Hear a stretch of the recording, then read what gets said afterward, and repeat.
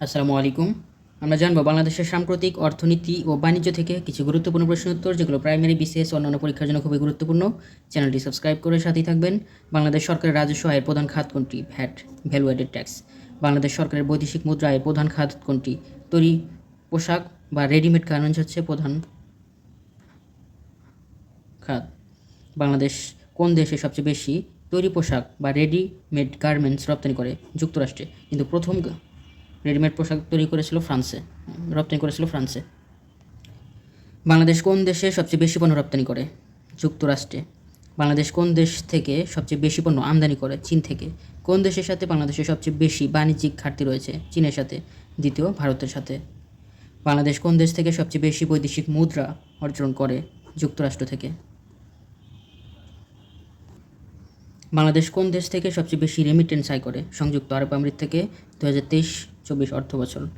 বাংলাদেশ বর্তমানে কোন দেশে সবচেয়ে বেশি জনশক্তি রপ্তানি করে? সৌদি আরবে। 2023 সালে ক্যালেন্ডার ইয়ার বাংলাদেশ সৌদি আরব সবচেয়ে বেশি জনশক্তি রপ্তানি করে। 2023 সালের ক্যালেন্ডারে বাংলাদেশ সৌদি আরবে সবচেয়ে বেশি জনশক্তি রপ্তানি করে। বাংলাদেশের তৈরি পোশাক শিল্পের সবচেয়ে বড় বাজার যুক্তরাষ্ট্র। ভিডিওটি ভালো লাগলে অবশ্যই একটি লাইক দিবেন, চ্যানেলটি সাবস্ক্রাইব করে সাথেই থাকুন। বাংলাদেশে তৈরি পাট শিল্পের সবচেয়ে বড় বাজার তুরস্ক। বাংলাদেশের তৈরি পাট শিল্পের সবচেয়ে বড় বাজার হচ্ছে তুরস্ক। বাংলাদেশের বৈদেশিক সাহায্যের শীর্ষ দেশ জাপান। বাংলাদেশের ঋণদাতা দেশের মধ্যে শীর্ষ দেশ জাপান। বাংলাদেশের জন্য সর্ববৃহৎ দ্বিপাক্ষিক দাতা দেশ হচ্ছে জাপান। বর্তমানে কোন আন্তর্জাতিক সংস্থা বাংলাদেশকে সবচেয়ে বেশি ঋণ প্রদান করেছে? IMF, আন্তর্জাতিক মুদ্রা তহবিল। 2023 সালে বাংলাদেশে বিদেশি বিনিয়োগে শীর্ষ দেশ যুক্তরাজ্য, সেই তথ্য প্রকাশ করা হয় 2024 সালে। 2023 সালে বাংলাদেশে বিদেশি বিনিয়োগে শীর্ষ দেশ যুক্তরাজ্য, সেই তথ্যটি প্রকাশ করা হয় 2024 সালে। 2023 সালে বাংলাদেশের কোন খাতে সবচেয়ে বেশি বিদেশি বিনিয়োগ করা হয়েছে? উৎপাদন খাতে, সেই সব তথ্যগুলো প্রকাশ করা হয় 2024 সালে। বাংলাদেশ বিনিয়োগ উন্নয়ন কর্তৃপক্ষ বিডা কোন মন্ত্রণালয়ের অধীন? প্রধানমন্ত্রীর কার্যালয়ের অধীন। এনজিও বিষয়ক ব্যুরো বর্তমান কোন মন্ত্রণালয়ের অধীন? প্রধানমন্ত্রী কার্যালয়ের অধীন। বাংলাদেশ উন্নয়ন ফোরামের প্রতিষ্ঠাকালীন নাম ছিল বাংলাদেশ এইড গ্রুপ। ভিডিওটি ভালো লাগলে অবশ্যই একটি লাইক দিবেন, চ্যানেলটি সাবস্ক্রাইব করে সাথেই থাকুন।